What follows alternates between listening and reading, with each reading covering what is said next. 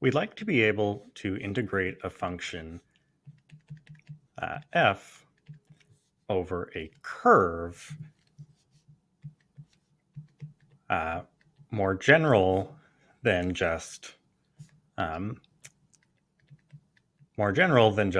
a straight line interval AB. So some examples where this comes up would be the mass of a wire. So if the curve is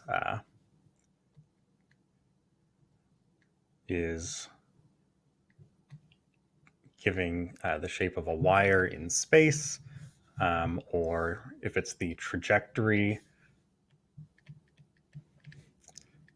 of some work being applied, like pushing something around, pushing a box around, the work done along a curve, along this curve, would be an example of such an integral. So given such a function, we'll let the curve C have a parametrization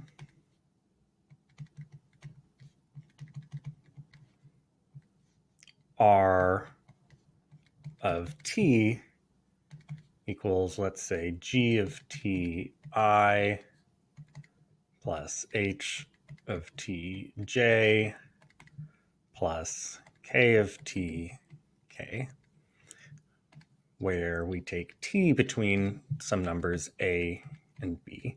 So we are sort of eventually relating this back to an ordinary integral over an interval. And I'm phrasing this in 3 dimensions, but this works in any number of dimensions as well. In particular, for plane curves, we can treat plane curves as 3D curves where the z component is 0. Okay, so to define our integral, sort of do the usual strategy of we will subdivide this into some subcurves, so into all of these subcurves. So we subdivide the curve C into n subarcs, and we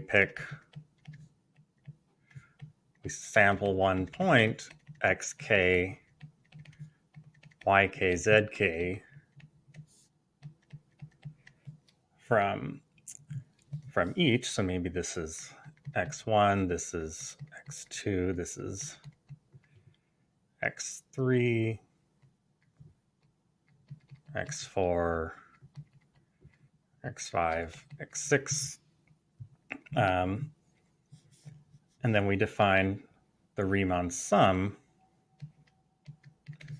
associated to this. So f of xk, yk, zk, and then delta sk, where this is the arc length of the kth subarc. So that would be like the arc length of this, or of this, and so on. We could also sort of here take the arc length to be just the straight line distance between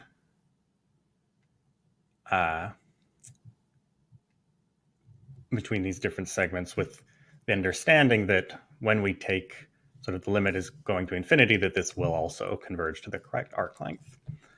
But so in particular, this is formulated using the arc length of the curve, and not we're not using t increments in the t variable. So we want this notion of integral to only depend on the curve C and not on the particular parameterization we've taken of it, because there's going to be lots of different parameterizations. Okay, and then, so once we've defined this, we define the integral of f over c as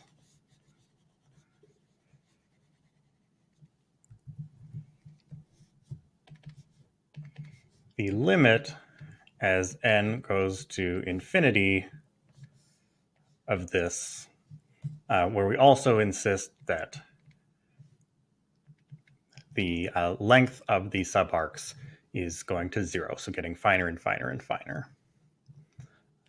So assuming that this limit exists, and so this will always be the case in the cases that we're interested in. So this limit exists when f is continuous on C and C is smooth,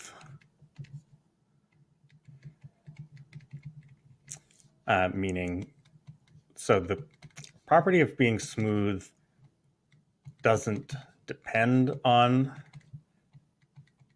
the parameterization. They can be checked using any of them. So, meaning r prime of t is continuous and never the 0 vector. So we can define its velocity vector, and it's sort of never stationary, or doesn't have any sharp turns. Okay, so these assumptions will be satisfied in all the cases that we're interested in. So how do we evaluate such an integral? So, I should have said, so we denote that limit by ds and call this the integral f ds, line integral of f over c, even though it might make a bit more sense to call this a curve or a path integral. Okay, so how do we evaluate this integral? Well, we can relate it to the arc length. But remember, the arc length we saw was fairly hard to find explicitly. So if we start out with some parameterization r of t of the curve, then the arc length up to the point t we define as integral a to, where we saw was given by integral a to t of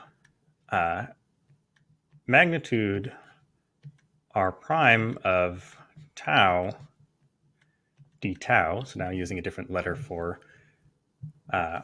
the integration variable, because now t is up here. So it's generally hard to find an explicit formula for s, but this will give that ds is, so that's ds over dt dt. Then by the fundamental theorem of calculus, part 1, this will be size r prime of t dt.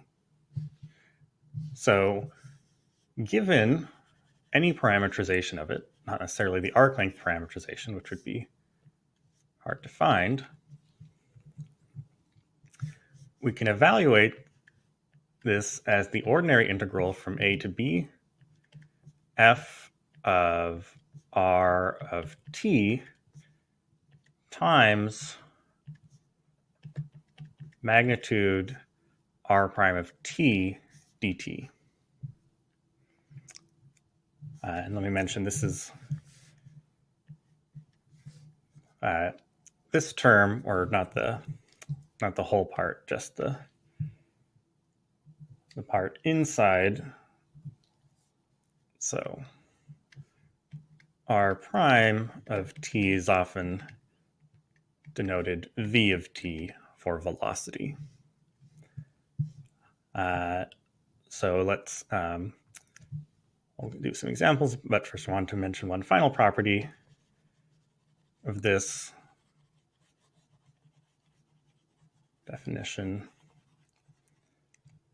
So this tells us how to integrate it sort of in terms of the function. If we have a curve that's sort of given piecewise, so let's say we have like C1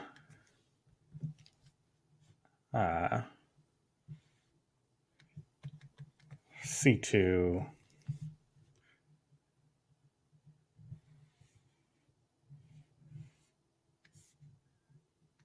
and this is C3 and then but C is this entire thing viewed as a single curve, then integral of f over c is integral of f. We just integrate f over each of the it's the wrong place to draw that, over each of these constituent curves and add up the results. And that's something we should, as an exercise, try to prove from, you can prove that just from this equation up here.